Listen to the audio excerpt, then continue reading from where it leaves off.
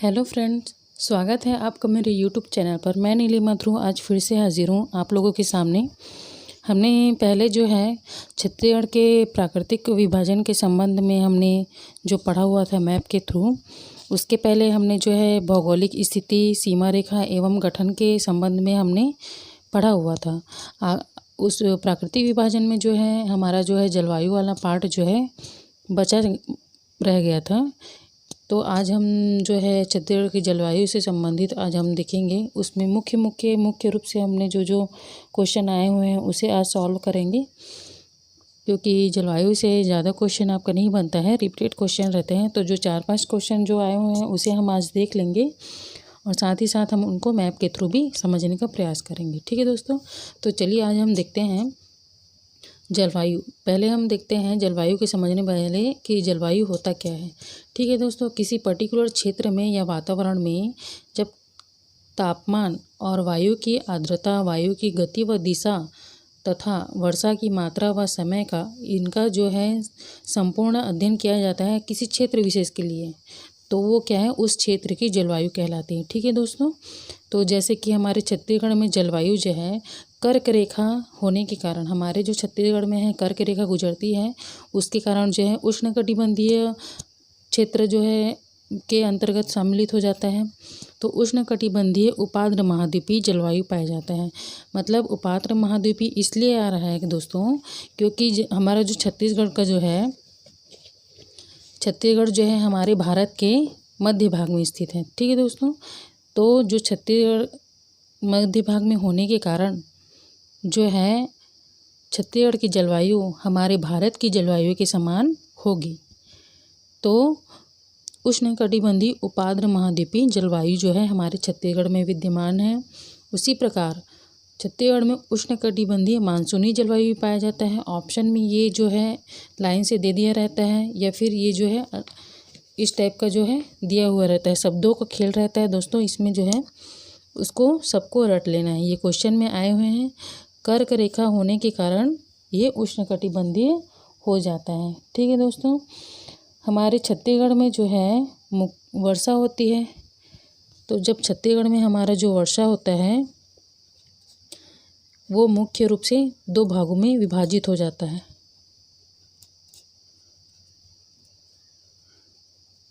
ठीक है, 2 भागों में विभाजित कहने का अर्थ ये है कि जब हमारा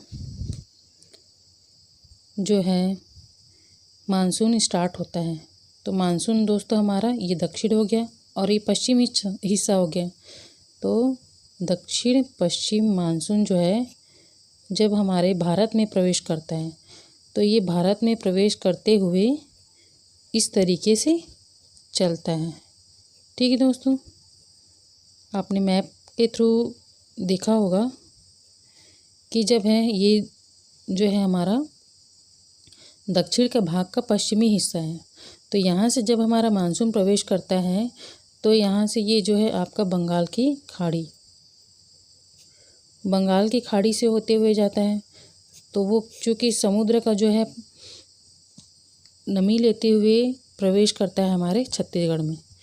ठीक है, तो आपको ये याद रखना है कि छत्तीसगढ़ में जो है सर्वाधिक वर्षा जो है दक्षिण पश्चिम मानसून के से होता है और आपकी बंगाल की खाड़ी से। बंगाल की खाड़ी से आपका 90% जो वर्षा होता है बंगाल की खाड़ी से होता है। दोस्तों ये याद रखना, ये क्वेश्चन आए हुए हैं। और एक हमारा जो है अरब सागर, इसी को हम देखेंगे। हमारा जो है अरब सागर से भी छत्तीसगढ़ में वर्षा होती है। तो अरब सागर से हमारा 10% लगभग इससे वर्षा होती है, कहाँ? छत्तीसगढ़ में। ठीक है दोस्तों, तो ऐसे करके आपको याद रखना है कि बंगाल की खाड़ी से सर्वाधिक हमारा जो है छत्तीसगढ़ में वर्षा होती है। 2 भागों में विभाजित हो जाती है। ये 2 भागों में है जो विभाजित हो जाती है भारत के संरचना के कारण। ठीक है फ्रेंड्स, तो फ्रेंड्स जो 2 भागों में विभाजित होता है वो हमारा होता है, एक अरब सागर और दूसरा होता है बंगाल की खाड़ी। इससे हमको मिलता है 90%, और इससे हमको 10% इससे वर्षा होती है हमारे छत्तीसगढ़ में। ठीक है फ्रेंड्स, तो वर्षा से ये चीज़ याद रखना है कि वर्षा में सर्वाधिक वर्षा जो होता है हमारा बंगाल की खाड़ी से होता है। तो बंगाल की खाड़ी से हमारा औसत, तो हमारा जो है छत्तीसगढ़ का औसत वार्षिक वर्षा कितना होता है? औसत वर्षा जो होता है 125 से 150। ठीक है फ्रेंड्स, औसत वार्षिक वर्षा जो है आपका 125 से 150 सेंटीमीटर। और कितने दिन तक रहता है ये जो वर्षा का दिन है या दिवस है? ये मैं IMP भी बता रही हूँ, जो क्वेश्चन में आए हुए दोस्तों, इससे अलग जो है आपका नहीं आएगा। तो ये जो चीज़ आपको याद रखना है, ये याद रखना है आपको। और ये जो है आपका औसत वार्षिक वर्षा दिवस है, ये सभी जो है याद करने लायक है। ठीक है फ्रेंड्स, छत्तीसगढ़ में वर्षा जो होती है मुख्य रूप से बंगाल की खाड़ी से होती है। इसका औसत वार्षिक वर्षा है 125 से लेकर 150 सेंटीमीटर तक। और कितने दिन तक रहता है? टोटल 67। हमारे जो है छत्तीसगढ़ में जो है शीतकाल में भी वर्षा प्राप्त होता है, शीतकालीन वर्षा भी होता है। तो जो शीतकालीन वर्षा होता है वो हमें किससे प्राप्त होता है? पश्चिमी विक्षोभ या फिर पश्चिमी गर्त से। ये भी आया हुआ क्वेश्चन दोस्तों, इसको याद रख लेंगे। शीतकाल में वर्षा कब होता है छत्तीसगढ़ में कहेंगे तो पश्चिमी विक्षोभ में और पश्चिमी गर्तों से होता है। तो पश्चिमी विक्षोभ का अर्थ, विक्षोभ मतलब होता है आपका तूफान, उत्तेजना, उबाल, ये जो है आपका विक्षोभ का होता है। ठीक है, तो जैसा कि आपने सुना होगा भूमध्य रेखा के बारे में। जब भूमध्य रेखा जो है, भूमध्य रेखा में जब तूफान आता है तो जब इधर जो आपने जब वर्ल्ड मैप में कभी पढ़ा होगा तो आपने देखा होगा वर्ल्ड मैप के पूर्वी ओर हमारा जब भारत है, जब भूमध्य रेखा में आपका तूफान आता है तो वो जो तूफान जो है पूर्व की ओर अग्रसर होता है। तो चूँकि पूर्व की ओर अग्रसर होते रहता है तो जो ये जो तूफान है या फिर जो विक्षोभ है हमारे भारत के पश्चिमी हिस्से को कवर करती है। मतलब पश्चिमी हिस्से में वो जो है तूफ़ानी हवाएं आती हैं। तो उनके आने के कारण यहाँ पर शीतकाल में जनरल जो है हमारे भारत में वर्षा जो है वर्षा काल में होता है। तो शीतकालीन वर्षा से भी भारत को वर्षा प्राप्त होती है। तो शीतकाल में जो है आपके हिमालय और ईस्ट वाले पूरे पश्चिमोत्तर क्षेत्र में आपका वर्षा होता है। तो इसके कारण जो है हमारे छत्तीसगढ़ को भी वर्षा प्राप्त होती है इसके कारण। तो इसे बोलते हैं दोस्तों पश्चिमी विक्षोभ के कारण। तो मतलब छत्तीसगढ़ में जब शीतकालीन वर्षा होगी वो किस कारण होगी? हमारे पश्चिमी विक्षोभ या पश्चिमी गर्तों के कारण होगा। ये भी आया हुआ क्वेश्चन है दोस्तों, इसे भी बिल्कुल याद रखेंगे। ठीक है, चलिए तो हम इसे छत्तीसगढ़ के परिप्रेक्ष्य में भी एक बार जलवायु को हम देख लेते हैं।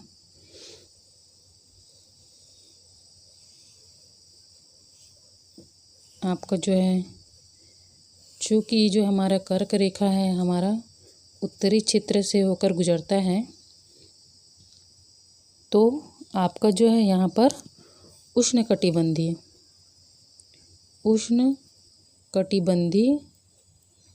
जलवायु पाई जाएगी जो कि कर्क रेखा के समान होगी। ठीक है फ्रेंड्स, तो कर्क रेखा के कारण यहाँ पर जो है गर्मी में अधिक गर्मी, ठंड में अधिक ठंडी पड़ती है और वर्षा जो है आपका सामान्य रहता है। ठीक है, तो आपको चूँकि पता होगा मेन पार्ट जो है सर्वाधिक ठंडा स्थल पाया जाता है,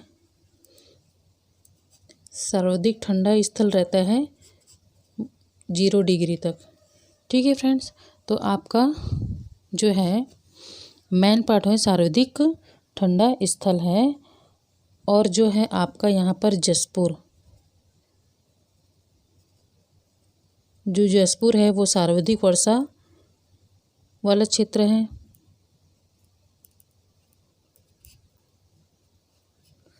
सर्वाधिक वर्षा वाला क्षेत्र होने के कारण यहाँ पर औसत वर्षा जो है, औसत मतलब सर्वाधिक औसत वर्षा वाला क्षेत्र जो है आपका जसपुर है। ये भी क्वेश्चन में आया हुआ है।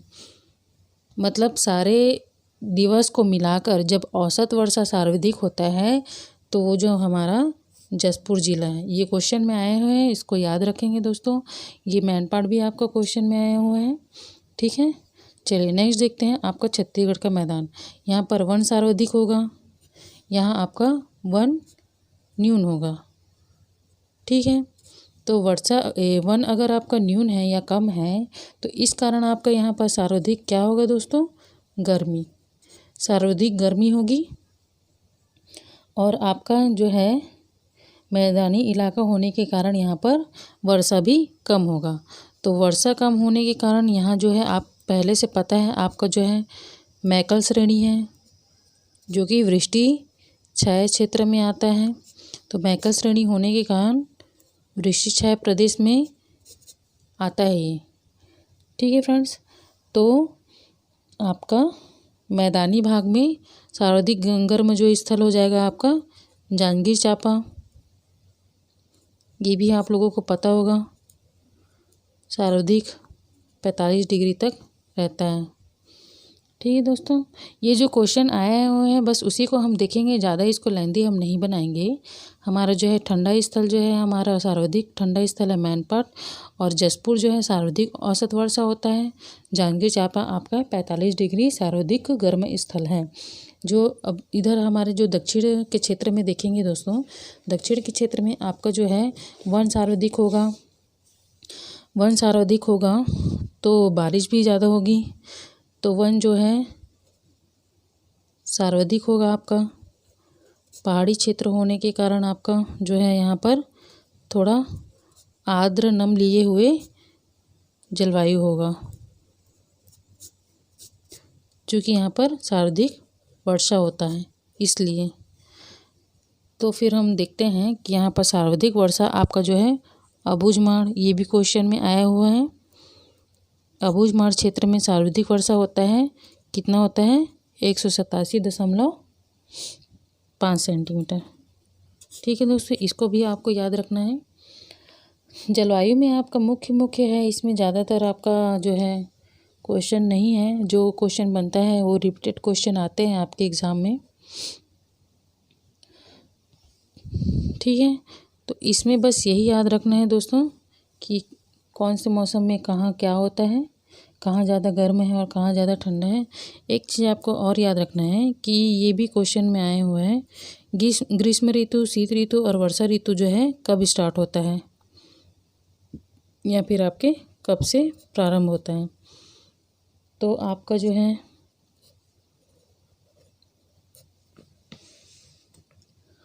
ग्रीष्म ऋतु आपका 16 फरवरी से 15 जून, ठीक है। 16 जून से लेकर 15 नवंबर। और आपका जो है शीत ऋतु जो है, शीतकाल में वर्षा जो होता है स्टार्ट होता है शीतकाल आपका 16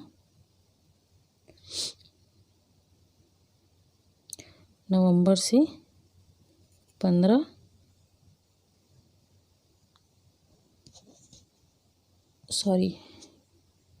अक्टूबर, ये हो जाएगा आपको अक्टूबर नवंबर से लेकर 15 फेब तक, ठीक है।